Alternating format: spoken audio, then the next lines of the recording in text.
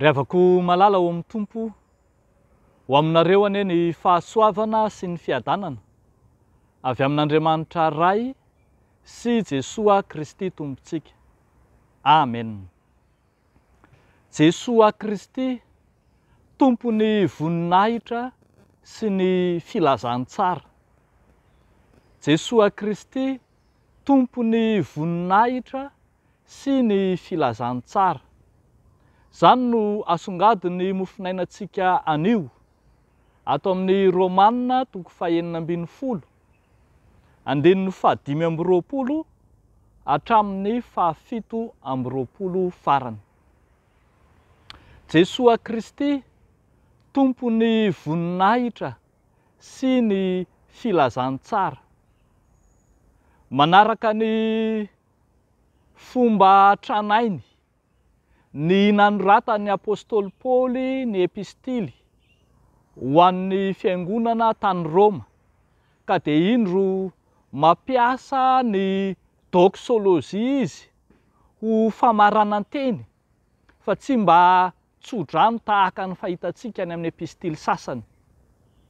Doxologie lay fanomezam-boninahitra an'Andriamanitra, fanamboniana na fiderana an'Andriamanitra fanao tamin'ny liturjia tranainy zany, ary dia averimbery apôstôly Paoly matetika ato amin'ny epistily ho an'ny Romanina. Hitantsika ohatra raha namarana ny 2:20 izy dia haitsika tsara lay nilazany azy any hoe endreny halali ny haren'Andriamanitra sy ny fahendreny, fa izy no nevin'izao zavatra rehetra izao ary izy no miazona azy, izy ane omem-boninahitra mandrakizay.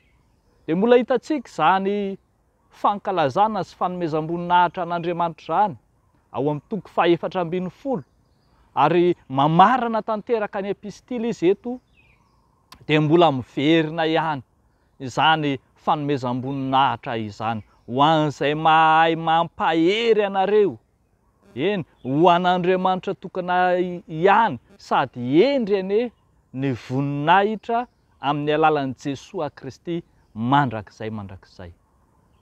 Ambara ao anatin'io zany fa tompony voninahitra i Jesoa Kristy rehefa afaka itsika tsara dia ambaran'ny mpamakafaka teny fa lay voninahitra zay an' Jesoa Kristy dia voninahitra hatry ny fahagola ary hatramin'izay fotoana ratra zay tsy hita faritana, zany hoe voninahitra mandritra ny fotoana rehetra lay voninahitry Jesoa Kristy. Io Jesoa Kristy tompony voninahitra io no ambara fa tompony filazantsara ihany koa.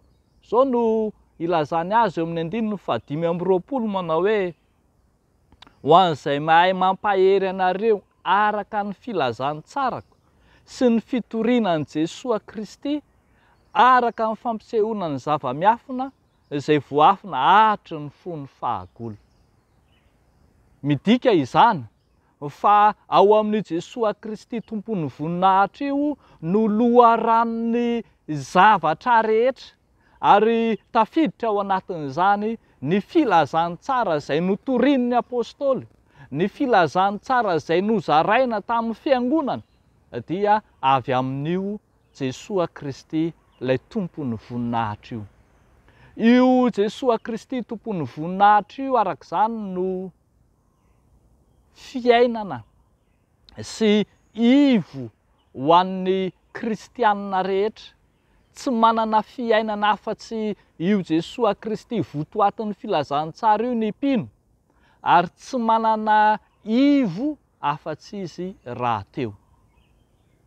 Riavako malala ao amin'ny tompo, banjina lohahevitra vaovao itsika mikeleza aina amin'ny asa fitoriana, dia mitodika isika amin'ny Jesoa Kristy lay tompony asa fitoriana, lay loharanon'ny fitorianan'ny filazantsara, lay naniraka antsika hitory ary efa nampanantena fombana raha teo ihany koa.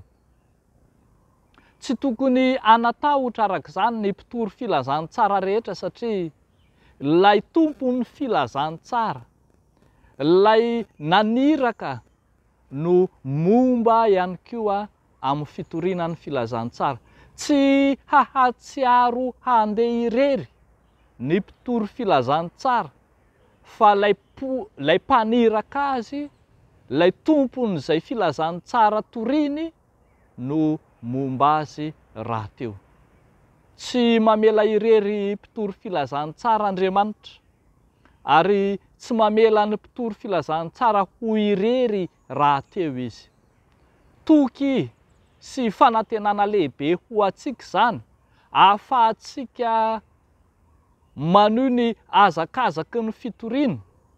Eny, amin'izao andro ankehitriny izao dia tafiditra ao anatin'ny vinan'ny FJKM mihitsy ny hoe hazakazaka masina. Hazakazaka masina hitoriana ny filazantsara ny Kristy amin'ny olombelona rehetra. Hazakazaka masina mba ahafahana mampita ilay filazantsara mandra-pahatonga ny Kristy amin'ny voninahiny indray. Manana didiny kristianina hizara sy hampita zany filazantsara zany amin'ny izay mbola tsy mahalala, amin'izay mbola mikipy sy manetsy tadiny ary mbola manampitsofona amin'ny filazantsara ny Jesosy Kristy. Manana didy ny kristianina eo anatrehan'ny zava-misy iainana ankehitriny, fahoriana sesilany, fanaintainana, toa fiainana mangidy, ranomaso, rahalatsaka, ady lahy no atrehan'ny mpino fa mbola tsy tena iainana ny filazantsara marina. Dia zao ary zany no fotoana ahafahantsika mampita sy mizary raha ny filazantsara tena izy amin'ny olombelona rehetra any, amin'ny alalan'ny fiainantsika ny filazantsara, amin'ny alalan'ny ataontsika, amin'ny alalan'ny tenenitsika sy izay eritreretintsika fotsiny aza, dia efa filazantsara velona sy mandehandeha ho toriana eran-tany. Mampahery antsika ary ny tenin'Andriamanitra ry havako. Mampahery antsika fa Jesosy Kristy ilay omem-boninahitra no tompon'ny filazantsara, ka natohinana ny filazantsara tsy maintsy mandeha, ny filazantsara tsy mandefitra, ny filazantsara tsy maintsy toriana amin'ny olombelona rehetra. Na inona zavatra iainantsika, na tohinana safidy atrehan'ny olombelona, dia ny fitoriana filazantsara tsy maintsy toriantsika. Andriamanitra ny momba, dia Andriamanitra ny mampahery ny iraka rehetra. Mampahery antsika rehetra tsy ravoravo tanana arak'izany, fa andray ny baiko-pitolomana dia ny fikelezanaina amin'ny fitoriana ny filazantsara. Ho an'Andriamanitra irery ihany ny voninahitra. Amen. Hivavaka isika. Jesosy, misaotra anao zahay fa tsaroanay ilay fitiavanao efa nanolotra ny tenanao tetỳ amin'izao tontolo izao, ilay nandany tenany na fony ainy ho avitra hisolo anay. Dia indro ianao mizara ny teny tsara, ny filazantsara, ilay filazantsaranao Andriamanitra ho anay olombelona mpanota ary ho an'ny olona rehetra. Misaotra ny fanomezanao anjaranay ary mametraka eo ambany fahasoavanao zahay ny asa fitoriana ny filazantsara, ny fikambanana mpitory filazantsara, ireo mpanomponao izay nanolo-tena sy nirotsaka ho mpitory ny filazantsara. Ampaherezo eny ampaherezonao. Omeo azy ireny ny fomba rehetra, ny fanatanterahana rehetra, ny tolotsaina rehetra, eny ny fanahinao masina omba mandrakariva. Dia tsy ho very maina ny fikelezanaina fa ianao Andriamanitra mampahomby ny asa fitoriana ny filazantsaranao. dia amin'ny anaran'i Jesosy Kristy tomponay, nanaovanay sy angatahanay izany vavaka izany, misaotra Tompo. Amen.